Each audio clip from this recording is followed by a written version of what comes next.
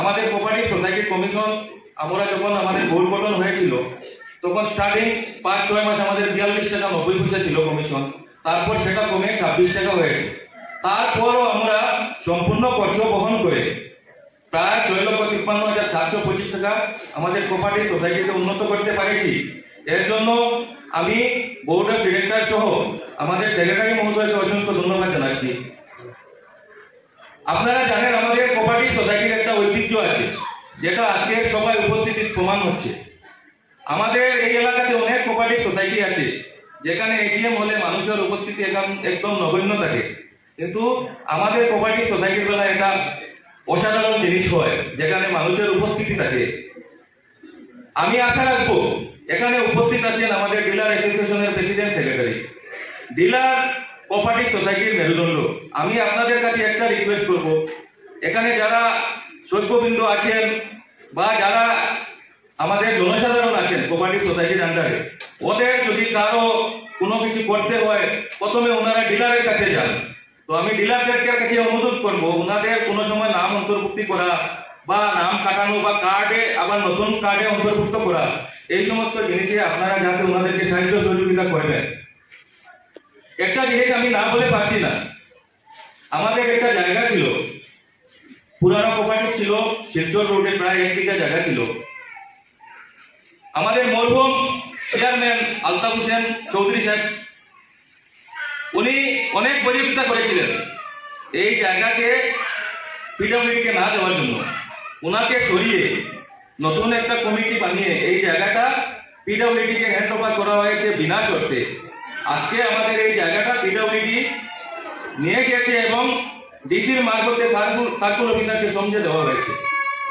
আমি মনে করি এই জিনিসটা সম্পূর্ণ ভুল ছিল এবং এটা এটিএম এর মাধ্যমে প্রত্যেক সভ্যবৃন্দকে এনে এটা ডিসিশন নেওয়ার কথা ছিল।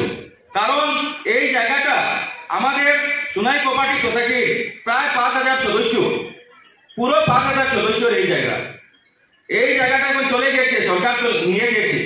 সেক্রেটারি মহোদয় আমি নিজে ফাইট করছি, কেস চলছে আমাদের, কিন্তু কেস পাওয়া অসম্ভব হবে।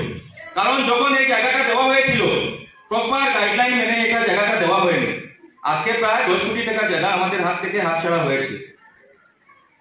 এর জন্য আমি দুঃখিত, কিন্তু যেও করেছে সেটা কিন্তু ভালো হয়নি।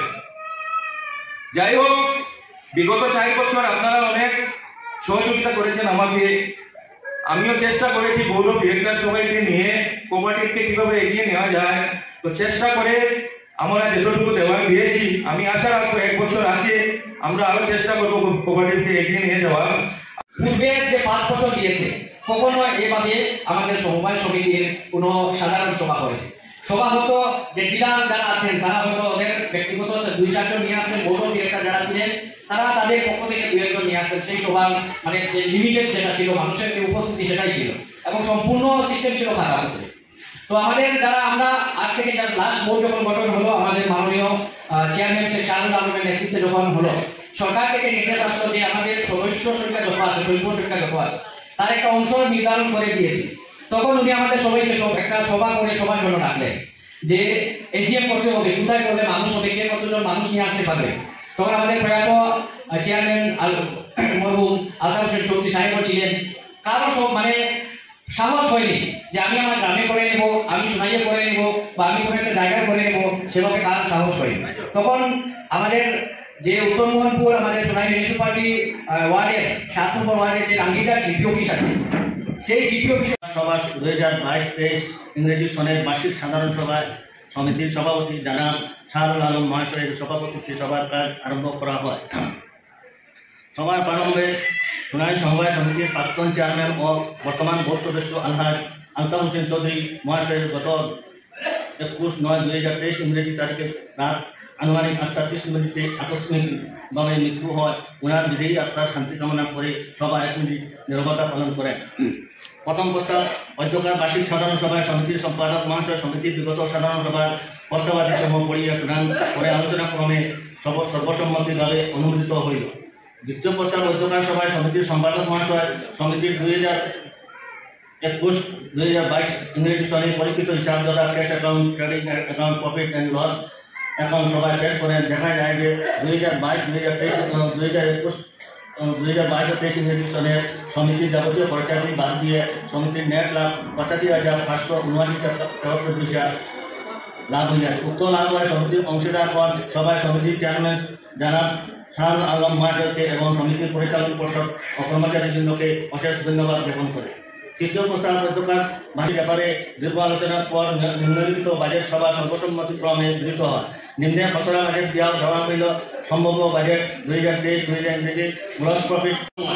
এই হাত বাড়ানোর কারণে এবং আমাদের ডিলার ইউনিয়নের এবং ডিলারগণের সহযোগিতায় এবং আমাদের এই যে কোঅপারেটিভ সোসাইটির স্টাফ যারা আছেন, যারা এই সোসাইটিকে পরিচালনা করেন, এই সবের সহযোগিতায় আমরা সোনাই কোঅপারেটিভ সোসাইটিকে আগ বাড়িয়ে নিতে আমরা বদ্ধপরিকর এবং অনেক আগ বাড়িয়ে নিতে পেরেছি।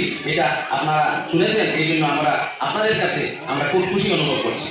আর আমি গৌরব করে বলছি, এখানে বিভাগীয় কর্তৃপক্ষের ইন্সপেক্টর মহাশয় আছেন, ওনারা নিশ্চয়ই জানবেন কাছাড়ের মধ্যে আমাদের সোনাই কোঅপারেটিভ সোসাইটির স্থান একটা উপর জায়গাতে আছে। আর এই উপর জায়গাতে যে আছে এটা আপনাদের বদৌলত, আমাদের বোর্ড অফ ডাইরেক্টরের বদৌলত, আমাদের ডিলার ইউনিয়ন এবং ডিলার ভাই বোনদের বদৌলত আপনারা সহযোগিতা করেছেন এবং সততার ভিতরে আমরা চলেছি।